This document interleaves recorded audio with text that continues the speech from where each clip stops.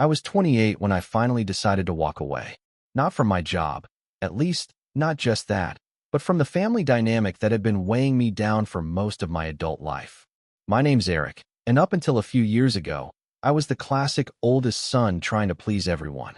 Keep the peace, be the responsible one, show up for everyone else even when no one showed up for me. You know the type. I had a decent job at a mid-sized tech firm, nothing fancy, but solid pay, stable hours, and the illusion of growth. The kind of place that dangles a promotion just far enough to keep you loyal, while slowly draining the life out of you. And I might have stayed there, kept grinding, kept playing their game, if it weren't for one conversation that flipped everything. But before I get there, I should talk about my family. Because if you really want to understand why that moment mattered so much, you need to understand where I came from. I grew up in a family where appearances meant everything. My dad was a small-town lawyer, sharp suit, polished shoes, always had a firm handshake and a story to tell. My mom was the type to host book club meetings with wine that cost more than our weekly groceries, just to keep up appearances with her friends. And then there was my younger brother, Derek, golden boy, family favorite, and professional gaslighter in a varsity jacket. Derek was 3 years younger than me, but from the moment he hit high school, the world revolved around him. Straight A's, captain of the football team, early acceptance into a top-tier college. Meanwhile, I was the quiet kid with average grades and a knack for fixing things that no one ever noticed. When I got my first job offer out of college, my parents barely acknowledged it. But when Derek got an internship at some startup with an edgy name and a ping-pong table in the lobby, my mom threw a dinner party. It wasn't outright cruelty, not at first, just little things. My dad introducing Derek to his colleagues as the real star of the family. My mom brushing off my job as something Eric's doing until he finds his path. Derek calling me boring responsible Eric, like it was some kind of affectionate insult. I laughed it off for years. Told myself they didn't mean anything by it. But when you hear something enough times, it starts to stick. By the time I hit 27, I had worked my way into a senior analyst role at the tech firm. I wasn't making six figures or running departments, but I had a team under me, a few successful projects, and a decent reputation in the industry.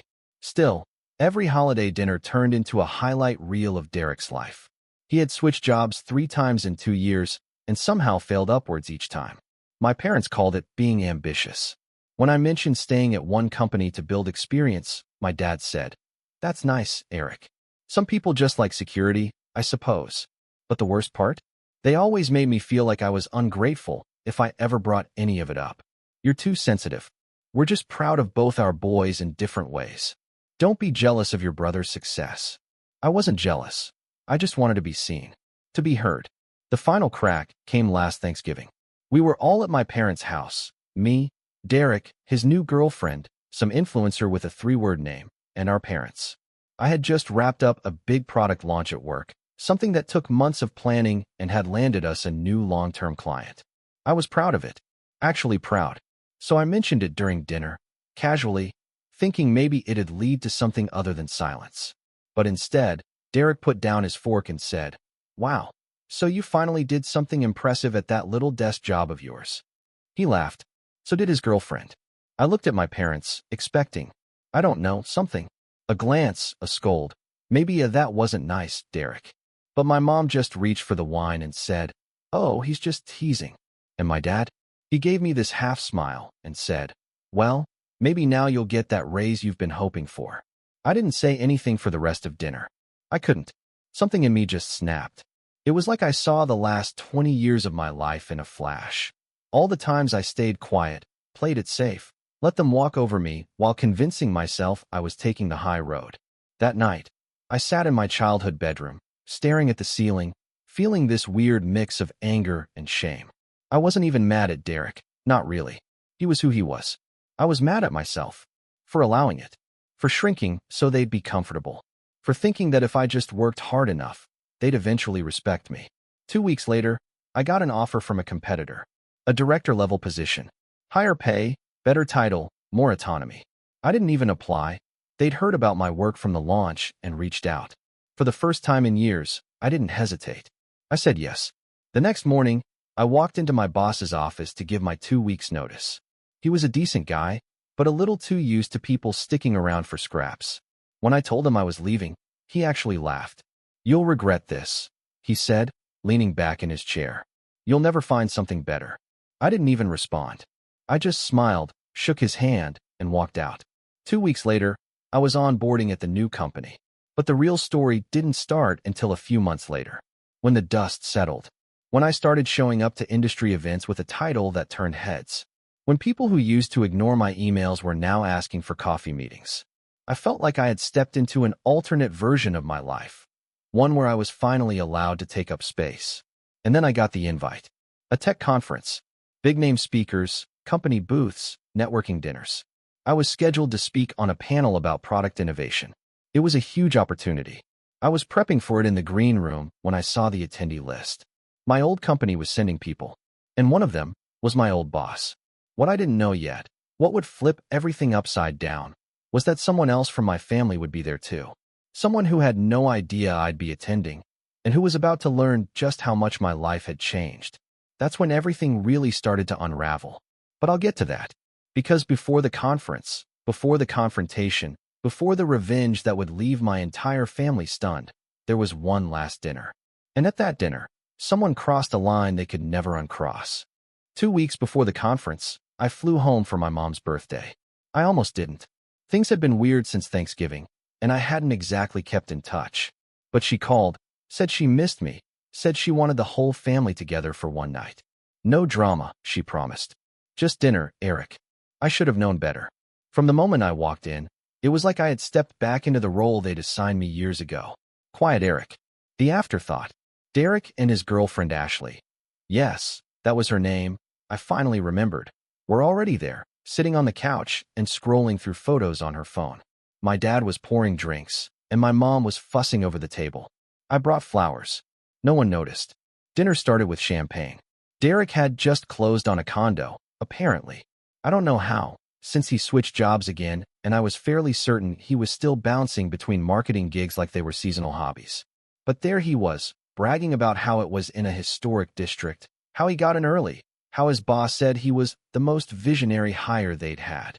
His boss, by the way, was 2 years younger than me. My parents were glowing.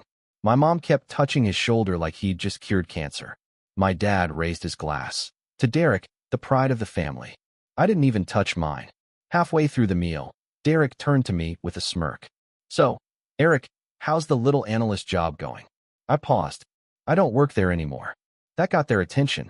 My mom looked up, fork halfway to her mouth. "What? When did that happen?" 3 months ago. I took a director role at Silverpoint Tech. I'm heading a new product division. Silence. Silverpoint, for context, was the rising star in the industry, and the biggest threat to my old firm, the one I had just left. My dad blinked. Derek looked like I had spoken in another language. My mom's voice was clipped. "You didn't tell us." "No," I said. "I didn't." "Well, congratulations," she said, but the tone was all wrong. Polite. Flat. Like I had just announced I'd won a scratch-off ticket, not landed a career-changing job.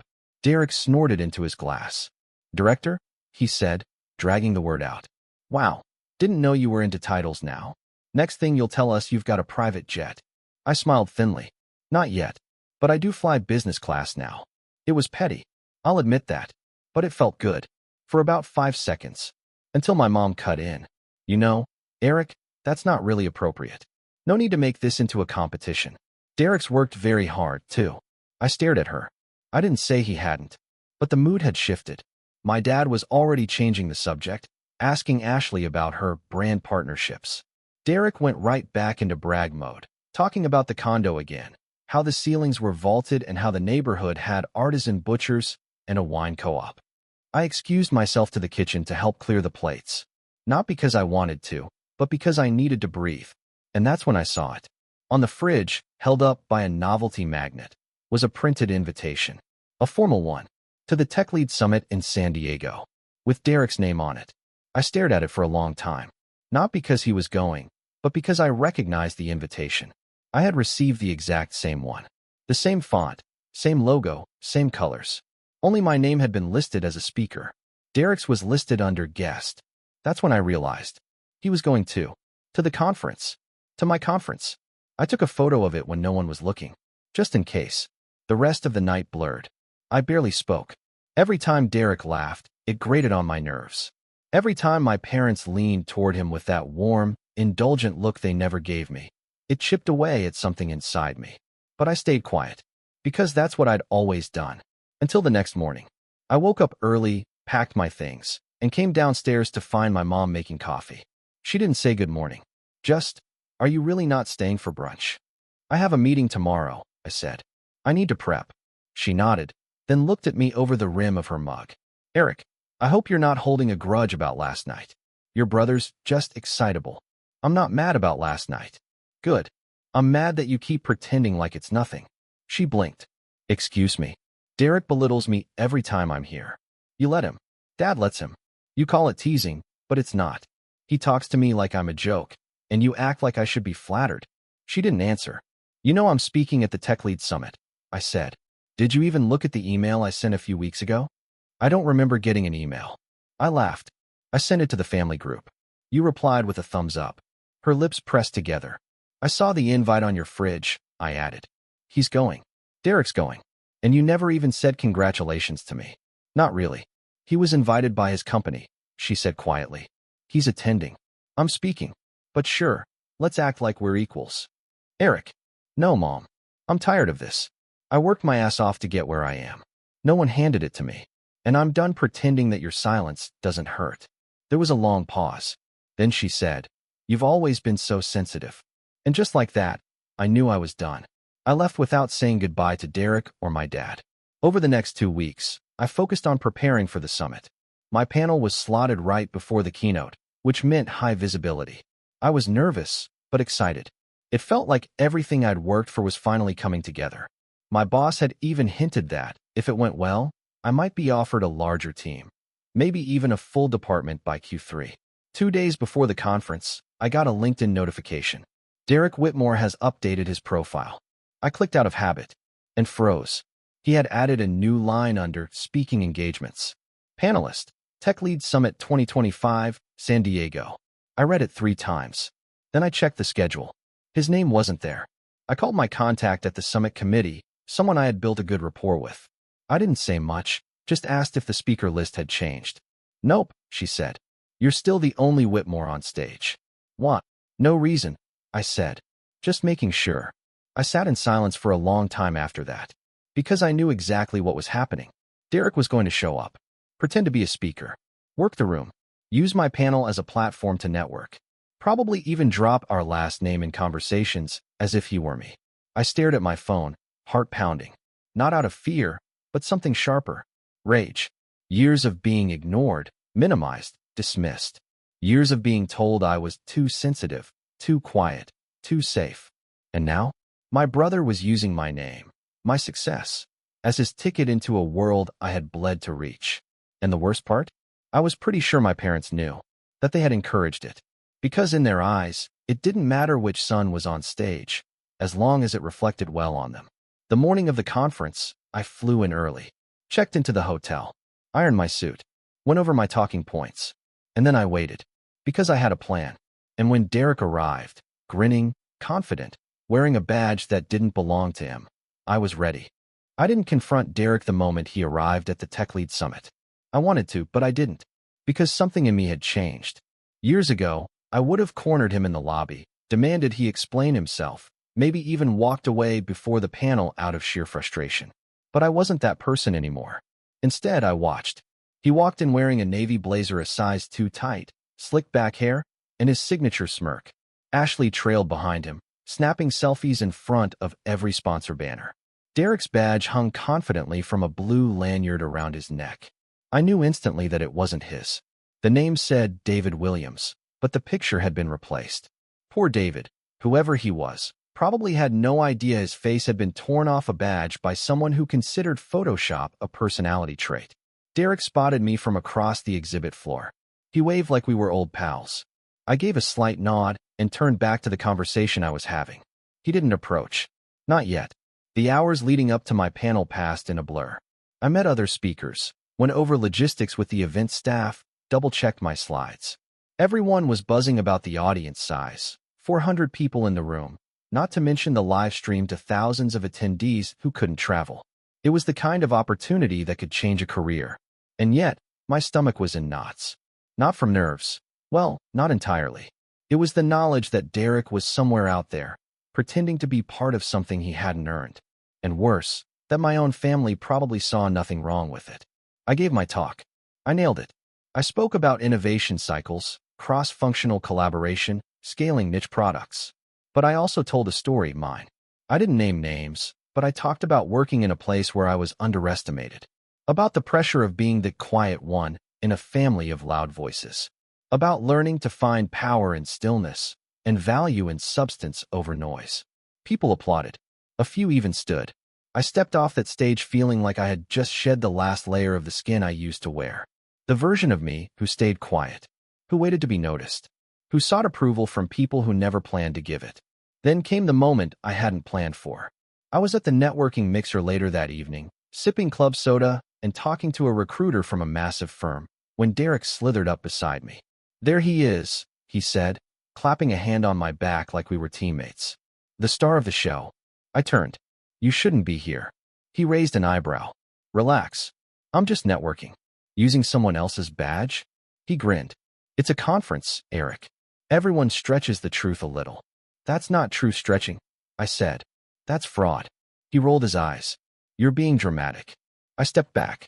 "Don't follow me around. Don't attach yourself to my name. And when people ask what you do, maybe try telling the truth for once."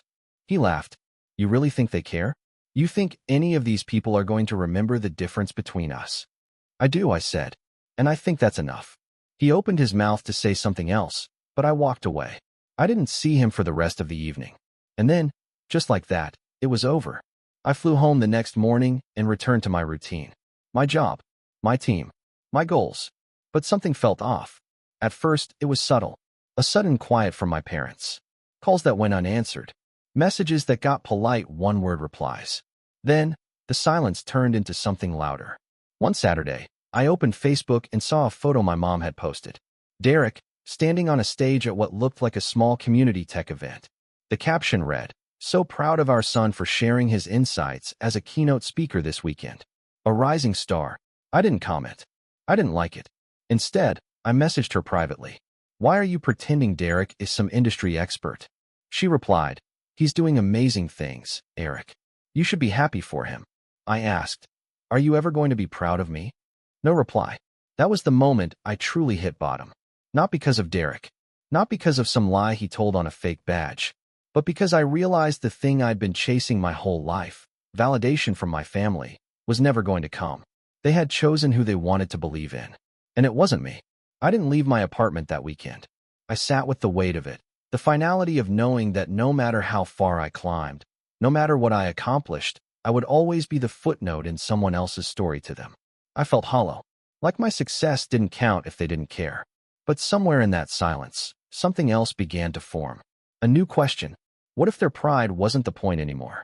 What if I stopped measuring myself with a ruler they never meant to hand me in the first place? On Monday, I walked into the office early. Earlier than usual. My manager caught me in the hallway and smiled. "That panel was phenomenal, Eric," she said. "I've been hearing about it nonstop." "Thanks. We've been talking upstairs," she continued. "And we want to expand the pilot project you've been leading. Double the scope. Full team under you." I blinked. "Really? Really?" she said. "You've proven yourself." For once, I didn't doubt it. I didn't ask, "Are you sure?" Or "Do you think I'm ready?" I just nodded and said, "I'd love to." And I meant it. The next few months were a blur of progress. I hired new staff, held strategy meetings, led initiatives that got noticed by upper leadership. The internal newsletter featured our project 3 times in 2 months. Recruiters started messaging me weekly. I felt unstoppable. But more than that, I felt seen. Not by my parents, not by Derek, but by the people who mattered now, my team, my peers, the colleagues who had watched me rise from quiet analyst to director with a voice. I started mentoring junior employees. I spoke at 2 more conferences. I was invited onto a podcast to talk about product strategy and leadership in fast-scaling companies. And slowly, the hollow part inside me started to fill, not with validation, but with clarity. I realized that I didn't need revenge to feel whole. But that didn't mean I wasn't going to get it. Because just when I thought I had moved on, a package arrived at my office. No return address. Inside was a glossy, printed brochure, Derek's new consulting firm, complete with a stock photo headshot, a list of exaggerated achievements, and, my favorite part, a quote that read, "Helping clients unlock innovation through real industry experience." He had listed the Tech Lead Summit under his credentials again. Only this time, he claimed he was a featured guest speaker. I nearly laughed. But what really caught my attention was the back of the brochure, a list of companies he claimed to have collaborated with. And one of them was mine. My company. That's when I knew it was time. Not to prove anything to my parents. Not to win some imaginary competition. But to draw a line. Because Derek had finally crossed into my world. And this time, he dragged my name with him. So I did what I do best. I started planning. Quietly. Strategically. No emotion. No confrontation. Just a well-timed series of moves that would show everyone, not just Derek, but the people he was trying to impress, exactly what happened when you built your success on someone else's shoulders. I wasn't looking for payback anymore. I was looking for truth. And the truth was about to come out. I stared at that glossy brochure like it was a mirror into the past. The photo of Derek, chin tilted up, arms crossed like some corporate messiah. The list of buzzwords, disruptive innovation, thought leadership, scaling frameworks, words I used daily in my line of work, now butchered into empty jargon on a mailer he probably handed out like business cards at hotels. The claims he made were bold. Too bold. One line stood out more than the rest. Former keynote speaker at Tech Lead Summit and product strategist for Silver Point Tech. My company. My title. My work. This wasn't some little white lie to get into a mixer.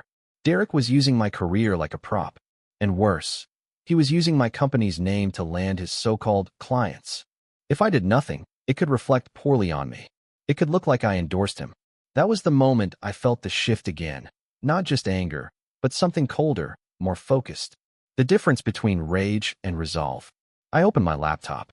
First thing I did was take a screenshot of every page in the brochure. Then I checked the website listed on the back. Of course, it was filled with half-baked blog posts, inflated testimonials, and stock photos of handshakes. One blog post titled "The Power of Silent Leadership" was eerily familiar. Too familiar. Because it was a paraphrased version of a talk I had given at the Tech Lead Summit. He'd plagiarized me. Not even subtly. I cross-referenced the timestamps. My video had gone up 2 weeks before his blog post had been published. Same bullet points, same story structure, even the same phrasing in places. I was done, but I wasn't going to call him out in a text or family dinner. That never worked. No, I wanted something cleaner, smarter, something that left no room for denial, and something that, for once, he wouldn't see coming. So I started with the legal route. I pulled in Marlene, one of the sharpest in-house counsels at Silver Point. I'd only worked with her once before on a vendor contract, but I remembered how she dissected a licensing agreement like a surgeon. I scheduled a private meeting, laid everything out, screenshots, URLs, the brochure. She listened silently, flipping through the pages, her expression unreadable. When I finished, she looked up and said, "This is bad. You think he's actually gotten business out of this?" "Doesn't matter," she said. "The implication alone is risky. If he claims affiliation with us, and something goes wrong with a client, our name could be pulled into it." "Exactly." She nodded slowly. "I'll draft a cease and desist, and a letter clarifying our disassociation. Do you want your name on it?" I paused. "Not yet." She gave me a knowing look. "Keeping your powder dry?" "Something like that." By the end of the day, we had a document ready, a formal cease and desist letter, along with a statement to be used if we had to go public. But I didn't send it. Not immediately. Because this wasn't just about stopping Derek. It was about revealing him. Publicly. Permanently. So I dug deeper. I reached out to one of my old contacts at the Tech Lead Summit Committee, Laura, a fellow speaker and part of the planning board. I told her what was going on, showed her the brochure, the website, the doctored photos. Her reaction was instant. "Oh my God, Eric. I remember him. That guy who kept hanging around backstage." "Yup. He tried to get into the speaker dinner, didn't he?" "He did. He told the staff he was my co-presenter." She groaned. "That explains so much. I had to vouch for you because they were confused about which Whitmore was supposed to be on the list." I felt my jaw tighten. "He's using the summit name now, telling people he was a keynote speaker. Let me guess. No credentials, no speaking slot. No record. None. Lara's tone shifted. Do you want us to issue a public correction? I shook my head. Not yet. I need to line everything up first. And that's exactly what I did. Over the next few weeks, I started building my case. Quietly, methodically, like laying out a chessboard. I reached out to 3 of the companies Derek claimed to have collaborated with. Only one responded, but the answer was telling. Never heard of him, the email said. We've never worked with any consulting agency under that name. Then, by pure coincidence, or maybe karma, a former coworker of Derek's messaged me on LinkedIn. Hey, this is random, she wrote, but I saw your name on a podcast and realized your brother used to name drop you all the time at happy hour. He claimed he trained you back when he was in product dev. Funny. Huh? Funny wasn't the word I'd use. But now I had a pattern, a track record, and just enough receipts to put something bigger together. I booked another call, this time with an old classmate from grad school who had gone into investigative journalism. We weren't close, but we'd always respected each other's work. Her name was Jaya, and she specialized in business exposés, scams, fake credentials, pyramid schemes. The works. I sent her everything. At first, she was hesitant. Is this personal, Eric? It started that way, I said. But now it's professional. He's using false affiliations to build a business. He's naming real companies, misrepresenting public events, plagiarizing intellectual property. She asked for 2 days. I gave her 4. When she called me back, she was breathless. I found more. She had uncovered a fake testimonial on Derek's website, attributed to a VP at a fintech firm that didn't exist. The photo used was a filtered LinkedIn headshot of someone else entirely, a guy named Alex Bingham who had no idea his face was being used. She also found a podcast where Derek had apparently interviewed himself, using a voice filter to pose as a client. It would have been funny if it weren't so pathetic. I want to run the story, Jaya said. A light piece, nothing defamatory. Just enough to raise questions. Can you time it? She paused. Time it for what? I need 3 weeks, I said. There's an event coming. And there was. Another tech conference, smaller, more regional, but still respectable. Silverpoint was sponsoring it, and I was scheduled to give the opening remarks. I had already seen Derek's name on the RSVP list. This time, he wasn't even pretending to speak. He had listed himself as press. The audacity. So I waited. 3 weeks. During that time, I made sure everything was in place. Marlene finalized the legal documents and cleared them for release. My company's comms team wrote up a statement clarifying that Derek Whitmore had no affiliation with Silverpoint and never had. Jaya sent me the draft of her article, a polished, damning piece about false branding, image manipulation, and the thin line between ambition and fraud. And finally, just to make sure, Laura from TechLead emailed me the final nail. An official letter from the TechLead Summit stating that Derek Whitmore had never spoken, presented, or been formally invited in any capacity beyond a guest pass. All that remained was the execution.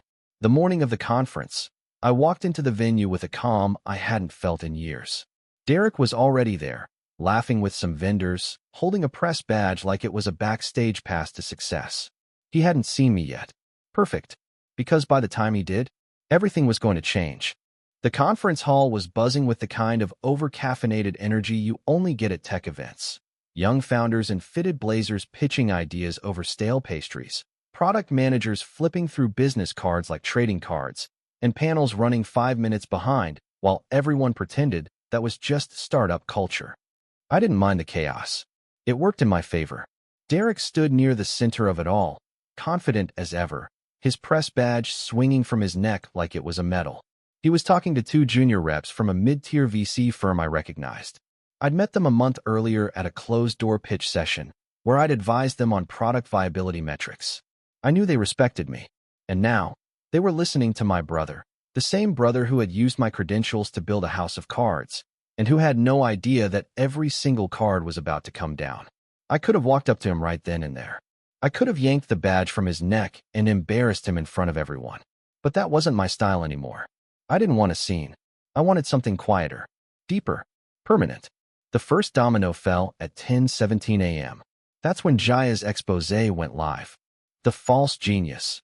How one man faked his way into the tech industry. It hit LinkedIn first, then Twitter, then Hacker News. Within 15 minutes, it was trending regionally. She had done her homework. Interviews, screenshots, audio clips from the fake podcast, even a side-by-side breakdown of Derek's plagiarized blog post versus my Tech Lead Summit speech. She hadn't used my name, per my request, but the references were obvious enough to anyone in our circle. The article ended with a simple line. In an industry built on innovation, credibility matters more than charisma. And sooner or later, the truth catches up. It didn't take long for the second domino to fall. At 10:32 a.m., the official Silverpoint statement went live on our company site. We are aware of individuals falsely claiming professional affiliation with Silverpoint Tech. These claims are categorically untrue. Silverpoint maintains no professional, contractual, or advisory relationship with Derek Whitmore. I timed my opening remarks for 10:45. By the time I took the stage, half the audience was already whispering. People were looking at their phones, their faces shifting from curiosity to confusion to disbelief. A few heads turned toward Derek, who was still planted in the crowd, blissfully unaware. I didn't call him out. I didn't have to. I delivered my speech as planned, focused, forward-thinking, sharp. I mentioned the importance of ethics in innovation, of building something real. I even referenced the value of earning trust the hard way. When I stepped down, people clapped, not just politely, but genuinely. And that's when I saw it. Derek, standing off to the side, mouth slightly open, eyes locked on mine. I nodded at him, just once. Calm, controlled. He started walking toward me. But before he reached me, he was intercepted. Two conference staff members stopped him. One of them was holding a printout. It was the email from the Tech Lead Summit team, the one confirming Derek had never been a speaker. The other staffer looked stern. Mr. Whitmore, we need to talk. I didn't stay to watch what happened next, because I didn't need to. The trap had been set. The truth had been laid out, piece by piece. All that was left now was the fallout. And oh, did it fall. By 2 p.m., Derek's consulting site had gone offline. By 4 p.m., two of the companies he'd approached as potential clients had issued formal statements denying any association. One of them tagged the expose in their tweet. By 6 p.m., Ashley had unfollowed him on every platform. I know because someone sent me the screenshots. Petty? Maybe, but satisfying. The next day, Derek's LinkedIn was wiped clean. Gone were the bold titles, the buzzword-laced bios. He had changed his headline to, "Looking for New Opportunities." The comments beneath it were brutal, some sarcastic, some just confused. A few people tagged Jaya's article. And my parents? That part wasn't as public, but in a way, it cut deeper. 3 days after the article dropped, I got a call from my mom. First one in weeks. I didn't answer. She left a voicemail. Eric, I don't know what to say. We didn't know it was this serious. He told us he was doing well, that you were helping him. We just wanted to believe he was finally getting his life together. I'm sorry. We're both sorry. I saved the message. I never responded. Because it wasn't about anger anymore. It was about boundaries. About not shrinking myself anymore to make space for people who refused to see me. And as for Derek, the last time I saw him, it was by accident. 6 months later, at a smaller tech event. He wasn't speaking. He wasn't even registered. He was manning a booth for a third-tier software reseller, wearing a tight polo shirt with someone else's logo on it. No badge. No smirk. Just quiet, tired eyes. He looked up, recognized me instantly. I didn't say a word. But he stood, walked over. Eric, he said quietly. Can we talk? I looked him dead in the eye. And I said, You're right, Derek. He blinked. About what? I do have regrets. His mouth opened slightly. And I finished. I regret not cutting you off 2 years sooner. Then I walked away. No second glance. No guilt. Just clarity. I built my life back brick by brick. I stopped seeking permission to be proud of myself. I stopped explaining my worth to people who only listened when it benefited them. I focused on my team, on the work, on the people who showed up. And for the first time in years, I felt free. Because revenge isn't always loud. Sometimes it's a quiet line spoken at the right moment. Sometimes it's success without apology. And sometimes, just sometimes, it's walking away from the people who underestimated you and letting them sit in the silence they created. I didn't win by destroying him. I won by finally choosing myself.